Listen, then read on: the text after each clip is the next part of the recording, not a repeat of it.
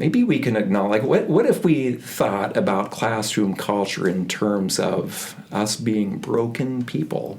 And what if we acknowledge that all of us, in our humanity, in our sin, have vulnerabilities that when exposed, these vulnerabilities can induce behaviors that hurt our learning communities. And that's not just our students, as you said, Matt, earlier. Sometimes that's us reacting to things students do. Welcome to Hallway Conversations. We're a trio of educators who have plenty of questions about teaching and learning and school culture, and we believe in the value of reflection and collaboration as we seek to keep growing as teachers. This podcast is our place for thinking out loud together about issues in education and why they might matter to Christian educators. Welcome to the conversation.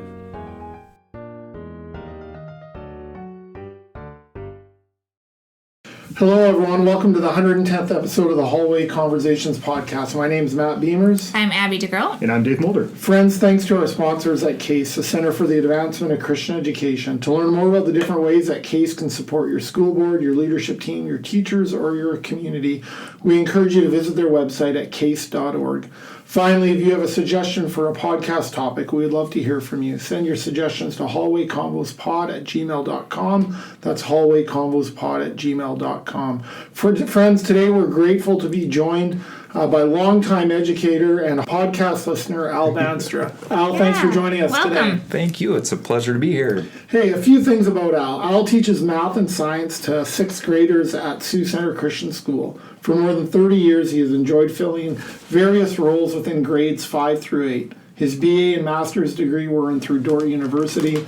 And on mild spring afternoons, Al likes to drive his yellow and rust-colored Suburban, affectionately known as Methuselah. If you've ever been around Sioux Center, I'm sure you've seen this vehicle around town. I bet you that Suburban that's a podcast right there. There's two stories there. Love it.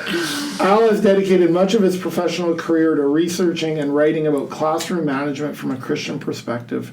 Recently, his focus has centered around the challenges teachers face when children exert influence over their behavior of other children. His upcoming book, Solutions That Heal, Responding to Infectious Behavior in Learning Spaces, addresses 3 questions. How can we help learners who spread resistance to authority in learning? What options exist for strengthening class members against their pull? And how do we care for ourselves as teachers during outbreaks of behavioral infections and lead young people instead of reacting to them? What good questions. Yeah, those are really great questions. Hey, Al, before we can maybe start, can you just share a little bit of your story? We know you a little bit because you live literally in our neighborhood, but just a bit of, hey, what is a bit of the Al Bandstra story? And I'm thinking about, like, what brought you into the classroom 30 years ago and what keeps you there? Sure, yeah. I started out as a psych major at Dordt, actually. I did too, actually. Yeah, sure. Love it. Yeah, and then it just seemed like it wasn't really the fit for me, and I wasn't sure what I was going to do. And then some of my friends said, well, why don't you just sign up for education? And I thought, yeah, that's a good idea, because then at least I can be with my friends. Right. so that's literally how I ended up in education. So nice. It's worked out for you. Yes, I really like it a lot. Yeah. So full disclosure, Al and I taught together for about a decade or so when I used to teach at Sioux Center Christian School. Yes. And I've seen you at work, brother, and I know of the quality of the great things you do with middle schoolers. Yes. And our students regularly work with you as well and have gained immensely from your wisdom and your tutoring them in the classroom. Absolutely. I'm glad to hear that. Thank you. Yes. Now, Al, middle school is not for the faint of heart. No. I would say. Yes, it's for the brave. So how have you done this give us, I know we're going to talk about some things, but just give us a few secrets to your success of teaching middle school. Yes. I did it for 5 years and it was a good run, but I was done. Not for you. I enjoyed it for 5 years, but 30 is amazing. It is. It really is. Yeah.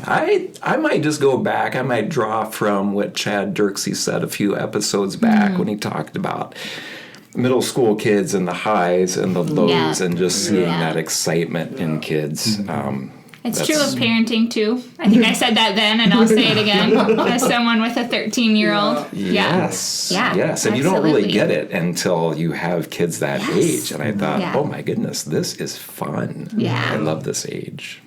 Now, Al, you have a story about a young person named Catherine, and I'm just wondering if you can, maybe a place to start is by sharing that story. Yeah, so from early on in my teaching, I've been aware that classrooms can develop personalities, and that a collective personality can influence my ability to lead.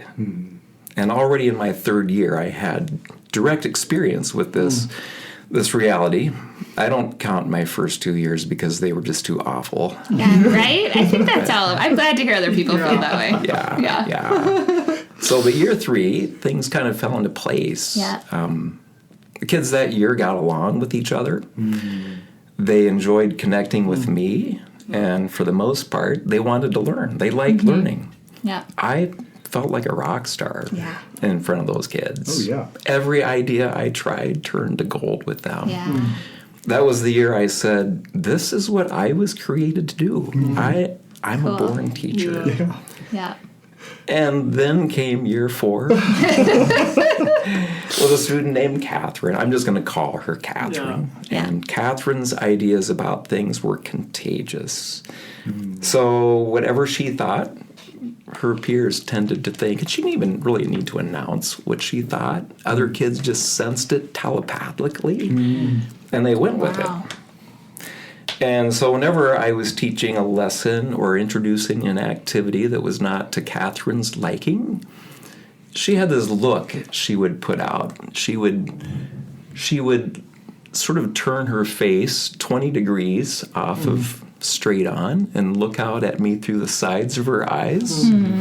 She would lower her jaw so that there was about 1/4 of an inch or a centimeter for our Canadian friends. Thank you. Thank you. Very sensitive of you. I want to make sure everybody gets the picture. Yeah. So about that much space between her, the upper and lower lips.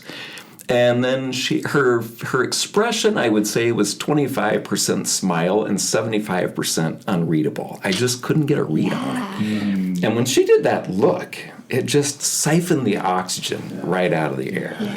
Her classmates would just go unresponsive. And I could not get anybody to raise their hand to participate. And I just felt terrible because all of that confidence I had gained during year 3 just suddenly drained out of me. And I thought, what am I doing wrong? Maybe I'm not meant to do this after all. Now, I've had different versions of Catherine's over the years, all of whom affected their classrooms in different ways, but I'm just wondering, is that experience unique to me? Or does any of you have a student in your memory whose personality infected or affected the group's personality? Absolutely. No, I can. I'm not. There's 2 specific years. I mean, there's been students, of course, over the years, but I think 2 specific years in my teaching career that, they were hellish actually, and they were hard, and I think part of what I realize now, Al, is that I think at the time I wanted to point my finger at them, but I also now need to own, like, I was the adult in the room, and so I need to own some of the responsibility for how those classes went. I think at that time I was really just mad at them. I was confident. I was arrogant, truth be told, in my ability, and I wanted them to meet me where I was at more than I wanted to meet them where they were at. But it really. But I remember that being it rocked me. It really rocked me, and so even just talking about it is almost hard for me. It makes your stomach turn. It does. I am. Yeah, like, there are really students does. that still will do that to me too when I think about them. And if I can, and I think the last thing, just like I said, because my stomach is churning a bit, if I'm honest, and there's a part of me that wants to apologize, and there's a part of me if I'm honest, I hope our paths never cross again. I have these mixed emotions, and this is years. This feels like a lifetime It's ago. an implicit memory. Yeah, it's a core memory. So thanks for asking, I think. Yeah. Of course. Sorry, go ahead. Yeah. No, you're good. So I taught American Lit to junior boys when I was 22. And that didn't always go well. Yeah. Really? Right? Yeah. Right? So 17-year-old, right, students. And some of them were female, but most often it was students that I struggled with, especially in my first 3 years, were often, and seniors I could kind of wrangle because I could point them somewhere, right? They needed me a little bit to learn how to write to go to college, right? But that junior year in a subject that they saw as irrelevant, Exactly. that they had to be in, and they were 17, right? That was often a recipe for a lot of headbutting for me, right? Like just going against students, and that's really how I would describe it. Yeah. And I got very sick of that. So that's exhausting, right? And I remember I had a 15-minute drive home, and I still often drive in silence, which will surprise no one, right? I like solitude in silence. Yeah, even today, a lot actually. But then I always drove in silence because I just had to I would relive and I would process, right? And what can I do and what can I and I eventually, I feel like a little bit, figured out how to convince them that we were on the same team. And that was a turning point. And I had to convince myself that too, right? Like, I am not against, I am for you. And how can we go in the same direction? And even in college, my first year here at Dort, I taught an English class that I had a specific student who was kind of against what was happening in the class until I found a way to connect with him that kind of turned that tide and had a huge influence actually on the rest of the class. Yeah. Like, once I won that kid over, it was easier. That's powerful. It is powerful. Yep.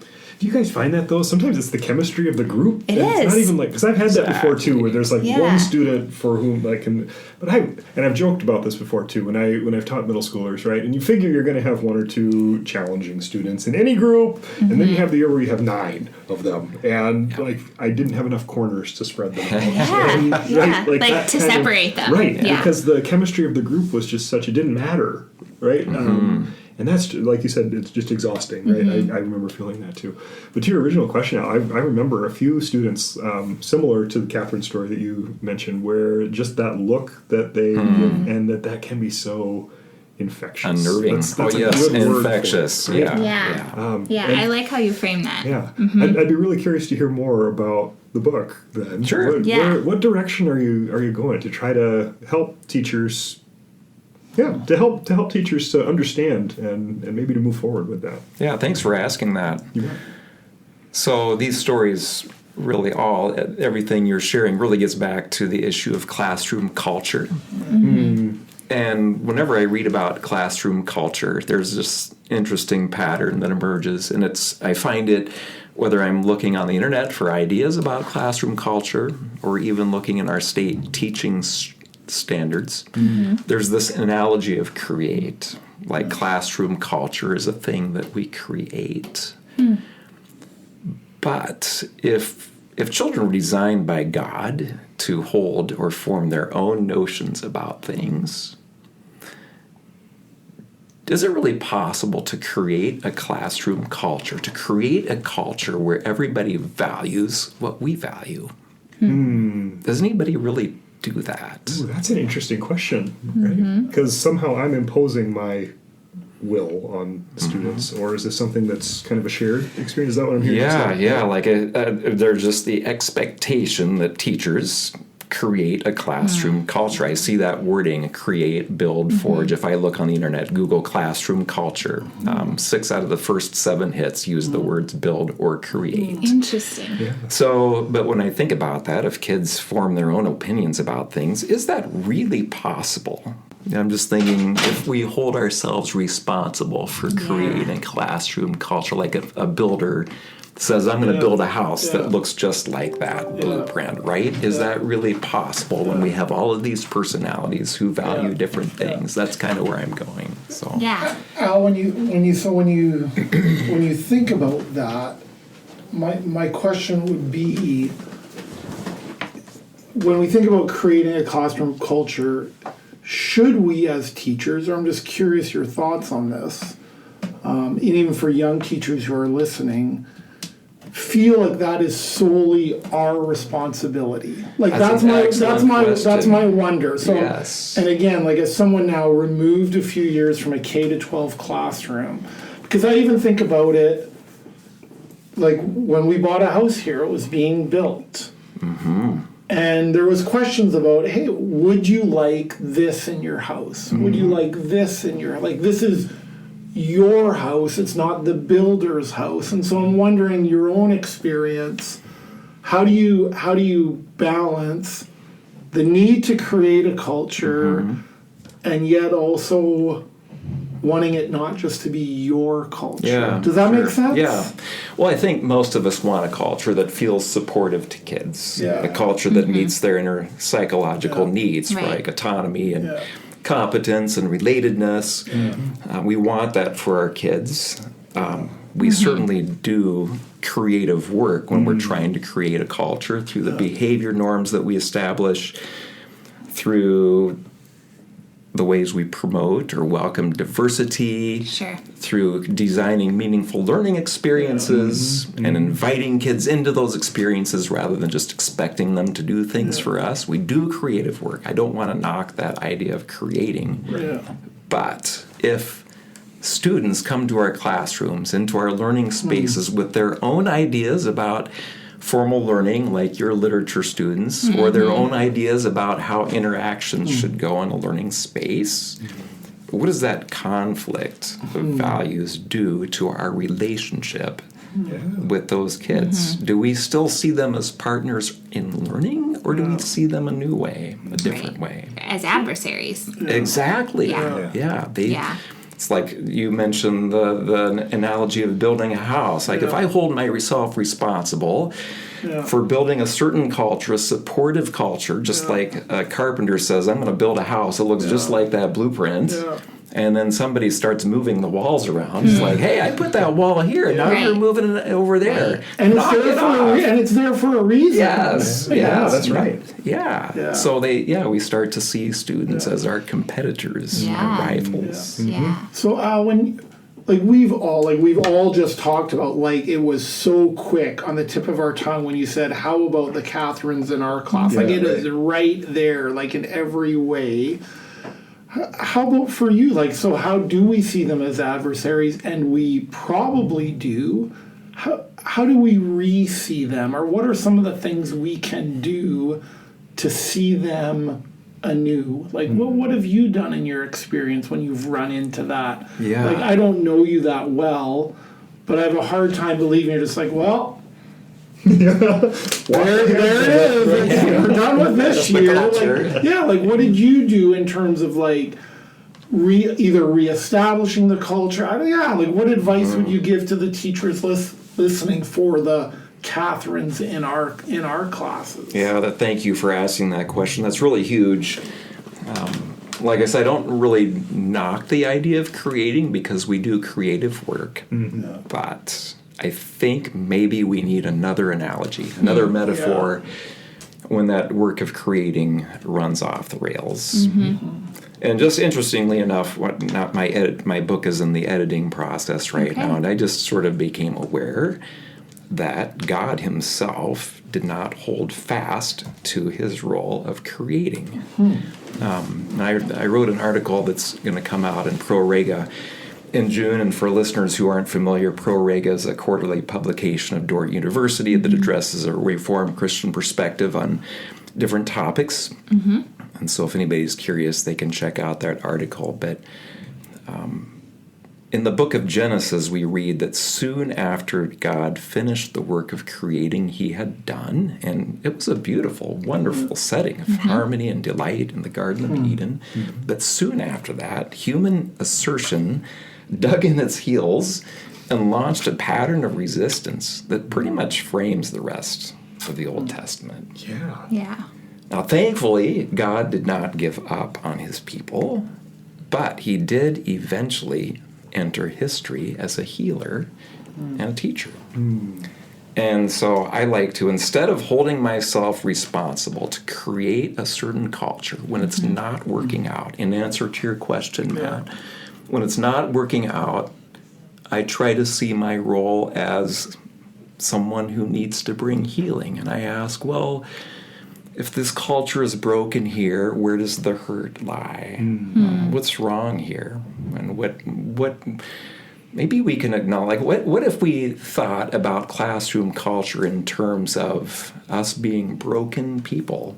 And what if we acknowledge that all of us, in our humanity, in our sin, have vulnerabilities that, when exposed, these vulnerabilities can induce behaviors that hurt our learning communities. And that's not just our students, as you said, Matt, earlier. Sometimes that's us reacting Absolutely. to things students do. So how can we respond in ways that acknowledge what's broken and bring restoration? So the metaphor of healing I try to use. Yeah. I love that. Thank you. So if you're talking about a healing metaphor, Al, like what if I would visit your classroom, what would I see in terms of that metaphor coming alive? Again, I'm thinking about like that language resonates deeply with me. I'm thinking about the images of offering our students cool waters of healing and cool waters of refreshment and warm waters of healing every day. And so, if we had listeners who came to Sioux Center and said, I heard that podcast, I want to see Mr. Bandstra in action, this healing metaphor in action. Come on the right day, please. Come on, absolutely. Amen, brother. That's true for all of us. But what might be some practices or things you've put in place to make that metaphor come alive? Sure, that's an excellent question. One of the oddities about me is that when I'm in the thick of a problem, I first have to develop a theory, and then I use the theory to work my way out of my problem. So I guess I'm going to do a little bit of big picture talk for a couple minutes. So if I think about that healing metaphor, I have to ask, okay, where does the hurt lie? What is broken in this culture gone bad? And it seems to me that in almost every classroom culture snag we run into, there is brokenness. We have vulnerabilities as humans at two levels. At one level is our spirituality and our sense of what's right or wrong. And at the deeper level, or a different level, there's our brokenness as at the level of our biology, like how we're wired together. Science has told us for a long time that our bodies are wired for safety. So how do the emotions we experience in discipline are often related to our bodies' need to be safe. And so maybe we could talk about both of those levels for just a bit. On the spiritual level, we were created to love God more than anything and to love other people as ourselves. And because of sin, we tend to turn that love inward and we make it all about ourselves, right? And so maybe we could talk about that for just a bit. One thing I see myself doing is when students are misbehaving and influencing others to misbehave, I tend to make that problem all about me. And so going back to my story of Catherine, when Catherine is doing that look and other students are aligning with Catherine, and it's giving me this icky feeling inside, right? So I can really think about what's going on at a spiritual level with me, with Catherine, and with the other students in the class. I can't get into Catherine's head. I don't know what's in her mind driving that behavior, but it's certainly possible that Catherine enjoys manipulating social situations. Maybe. It's certainly possible, too, that the other kids in the class, those sort of neutral or in the middle, maybe align with Catherine because doing so is a way to preserve their status in the class, or maybe to earn some cool points with Catherine if they do what Catherine does. But for me, I realize part of my uncomfortable feeling that I'm dealing with is that I'm no longer that year 3 teacher who is seen as popular and cool and funny. Now someone in the room has more influence on the opinions of the kids than I do. Yes. Sad but true. And that person is only 12 years old. That's hard on my ego. Yeah. That's right. Yeah. My ego takes a hit, For real. Yeah. right? And so how do I bring healing to that brokenness at that spiritual level? How do I turn love outward again? And one of the things I go back to is what a friend of mine at the time said. This friend was really good at discerning the truth, but probably less gifted at speaking it. But anyway, this friend said to me, your job is not to be popular. Your job is not to be cool or funny. Your job is to provide a space where everyone, even the shy and lonely kids and the popular kids, feel welcome and accepted for who they are. That's your job. Your role is to show who Christ is to these kids. And that's always kind of stuck with me. It doesn't have to be all about me. And so translating that into a practicality, I think where I try to start is in my inner nature. I try to spend more time just focusing on who I am because I'm created by God and I'm saved by Christ from my sins. That has to define me, not how I'm seen by my students. Right. And now knowing that, how can I offer love and care to these students in my care? That's much easier said than done too when you're in it every day, right? It's a lifelong road. Absolutely. Yes, Yeah, it is. that we all learn. Yeah. Yeah, and I teach primarily future teachers of adolescents. And I always tell them that adolescents are fickle. And so if you're hanging your Your worth personal and identity. your confidence on the opinions of your students, that is a disaster waiting to happen, right? You have to have that identity rooted in Christ if you have any hope of being successful. Very true. Yeah. It makes me think in some ways we're no different than students. We all have these insecurities. We're all trying to survive. We're holding tightly, even as educators, right? To let a 12-year-old, rattle about who I am as a child in Christ, and yet it happens because it's hard, and so you hang tight. There's days you're hanging like a thread, but then there's also 24 kids in that class that are hanging by a thread. That it makes sense to me in a way that 12-year-old wants to please Catherine. Because right, I don't begrudge them that in a sense, right? Because it's a safety measure. It's a safety measure, right? Yeah. So we all.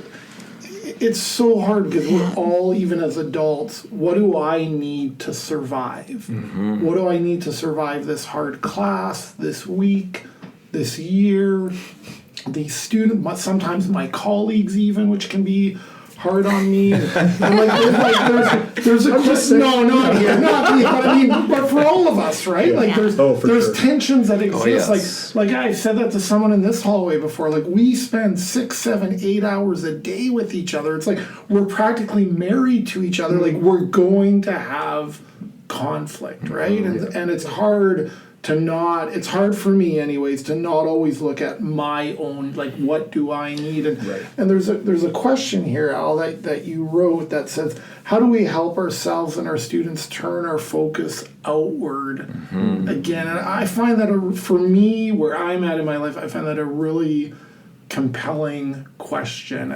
Maybe it's because I'm a youngest child, which has a lot. No, but I do. I can be in survival mode pretty quickly, even in my role here. It's I'm going to take care of me, and that's my sinfulness.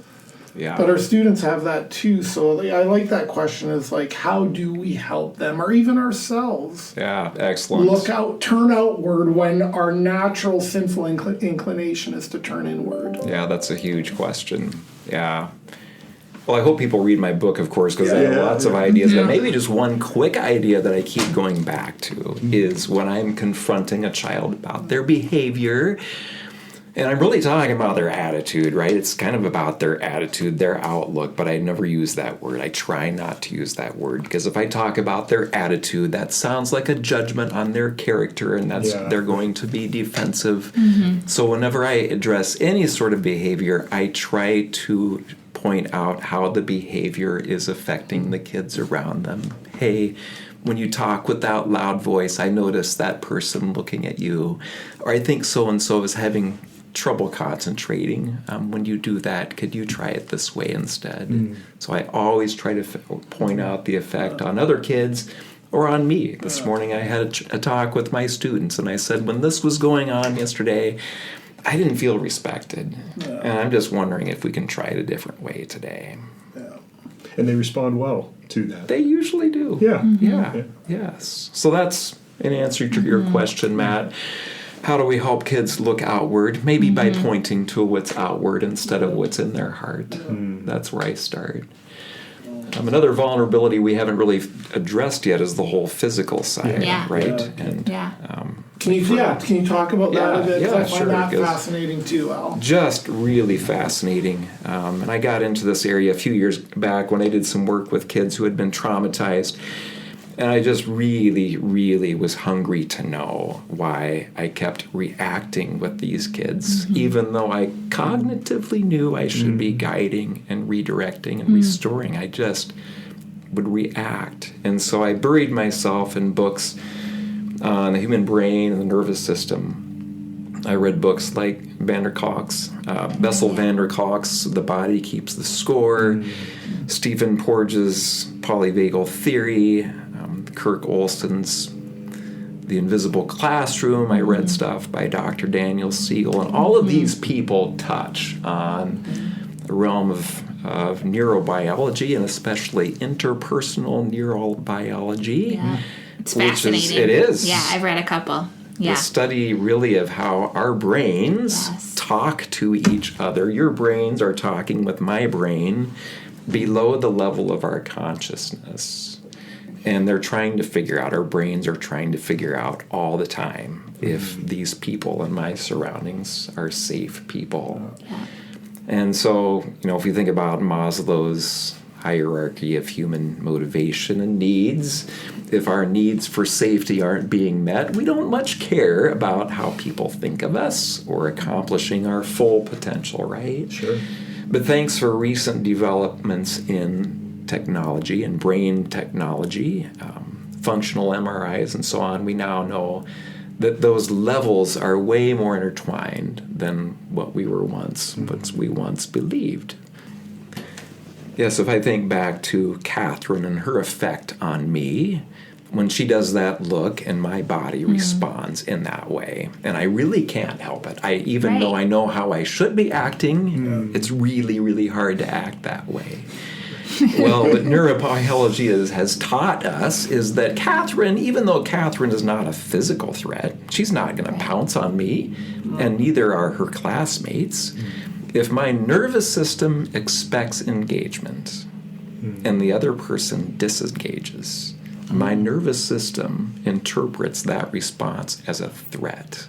I am at risk, and it responds in the same way or in similar ways as it would if I am in physical threat mode. So that's why, now having known that, having read those books, suddenly the light clicked on, and I was relieved to know, okay, this isn't some fault of mine. This is a physical response. It's still taking me a while to catch up, but at least it's a relief to know that. But now how can I start to manage those inner feelings? Because those emotions, I used to tell student teachers when they were anxious, just don't think, they're just middle schoolers, it'll be okay. Well, how easy is it to ignore our gut when our gut tells us something's really wrong here? So We have to learn. I've learned over time through reading and therapy work that I've done from time to time to just be curious about what my nervous system is telling me, and then learn ways of managing that. Yeah. So there's this dog that lives at my house. It belongs to the kids. And whenever somebody, it's a pretty good dog, really. Yeah. I've grown to love it. But whenever somebody walks by, it doesn't matter who it is, the dog barks his head off. Yeah. Right? And I used to yell at the dog because that was irritating. Of course, the dog would keep barking because he thought I was barking at the people too. Hey, this is what I'm supposed to do. Right. And then I started taking notes for my wife and my kids, and they would actually thank the dog for his service and then ask him to just lie down and go back to his nap, right? And so I do that when my chest feels tight and my heart is beating in that tense situation. I just thank my heart for that, for alerting me to what it perceives as a danger. And then I say, thank you. I think I've got this. I can manage this one. And then I deal with it. So that's how I calm myself. Yeah, it's a great analogy. Yeah. Yeah, I love that.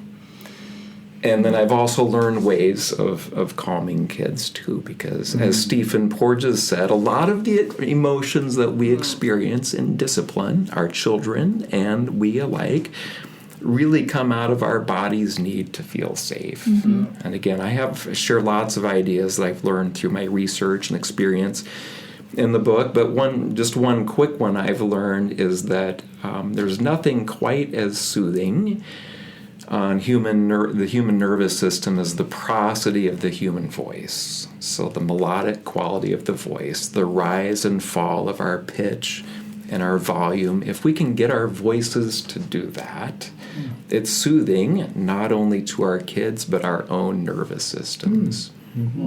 And so if we can talk calmly, and not just calmly, but conversationally, it can really exude a sense of safety to our students and change the atmosphere of the room. So how we say things literally matters. It's not just cliche. It is the absolute truth. Yeah. Do you do any breathing exercises with your kids too? Yeah, I had a very anxious preschooler whose teacher taught him breathing exercises that kind of saved a lot of his preschool year, actually, my own kid. Yeah, research shows us that when we're inhaling, our heart and other mechanisms actually quicken their pace. And when we're exhaling, they slow down. And so if we can focus on exhaling longer, we calm down the autonomic nervous system. Sure. And even talking is a yoga activity, really, because when we're talking, we're releasing air slowly. And sometimes when we're feeling emotional with that child who's being in real pain, we forget that and we start talking. And what we're doing really is bringing down our own nervous systems, but we forget if we don't let the child have a chance to talk, they stay up here. Sure. And so it's important even to just let kids talk when we're upset with them and listen to them. One of the things I think of when I think of children or teenagers walking to school or walking through the front door of a school each day is whether they do this literally or not, I picture them asking themselves the question, am I going to be okay today? Yeah. And I think we ask ourselves that as teachers too. Am I going to be okay today? And like I said, there can be a sense of insecurity in that. And so, like I said earlier, it makes sense to me that that one way a 12-year-old reduces their anxiety or calms their nervous system is try to get that other person to give me a nod or that I feel like I'm accepted by them. How do you, and I know this is maybe a big question on a whole nother book, but how do you help a 8 or 10 or 12 or 18-year-old student who so desperately wants the approval of others and to find their security in others? And the answer to the question of, am I going to be okay in others, how do you help them to feel secure in who they are and not necessarily have to take their cues from others to feel good. Like I'm just thinking of teachers who are working with young kids. I'm thinking about parents even who are listening to this. That the answer to the question of am I okay doesn't lie in somebody else's saying you're okay. Any words of wisdom there? I'm so glad you asked that, because that is really the question, right? Yeah. And that's a question that a lot of us forget to ask, because we think, and we correctly think, if we could get a hold of, if we could change the classroom leader, then we've just found the key that unlocks the class, right? But quite often classroom leaders kind of like the influence they have. So how do we support the other kids? And we have to ask that question. I'm going to give 2 ideas. One would be contextual, so just how we set up our classroom atmosphere. So do my students come to school believing that this is their classroom and they have a say in things that happen here? Or is education something that's being done to them? Right. And not just in a token way, but a real Yes. What do you think about this? What are your questions about this? How we've got this problem? How can we work through it? And that's a day after day after day thing. So kids gradually realize that their opinions really matter. And it's okay what they think. They can go ahead and say what they think. So contextual. And then as far as confronting, sometimes I will say, hey, I've noticed lately that you've been hanging around a lot with so-and-so. And that's okay, because if I were in 6th grade, I would want that person for a friend. That person's a funny person. They're good at this and this and this. That's okay. But I've noticed that you kind of always do what they do. And you know what? It's okay to do your own thing, too. As a matter of fact, maybe that person has something to learn from you. You're really okay as you are. And maybe you have something to offer in that relationship, too. That's beautiful. Yeah. Thanks for being with us, Al. Yeah, it was wonderful. Hey, it was a great honor. Thank you for having me. Thanks for coming. Appreciate your wisdom. Friends, we know your time is valuable and want to thank you for joining us today for another hallway conversation. Whether it's this day, this week, this month, or this school year, we hope the Lord gives you what you stand in need of. And we'd like to send you here from here with a blessing. So to our listeners, may the Lord bless you and keep you. May the Lord make his face shine upon you and be gracious to you. May the Lord turn his face towards you and give you peace and give you peace and give you peace. Amen. Thanks for listening, everybody. We hope you have a good week. This podcast was literally dreamed up during one of our actual hallway conversations. Our music is by Ethan Mulder. Hallway Conversations is created and produced by Matt Beamers, Abby DeGroat, and Dave Mulder. Hey, we have a favor to ask of you. Would you be willing to rate this podcast or write a review in your podcast app? Or if you found this conversation interesting or helpful, would you consider sharing it on your social media?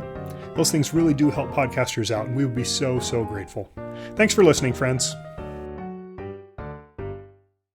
I've hidden things in this office just for fun when she's not here, just to see how long it takes till she finds them. They're probably still hidden. Yeah. Where are those golf balls? Should we get going? Oops. No, stop. All right. Terrible idea. Just kidding. Oh, everything was going so well, and I just killed it. Okay.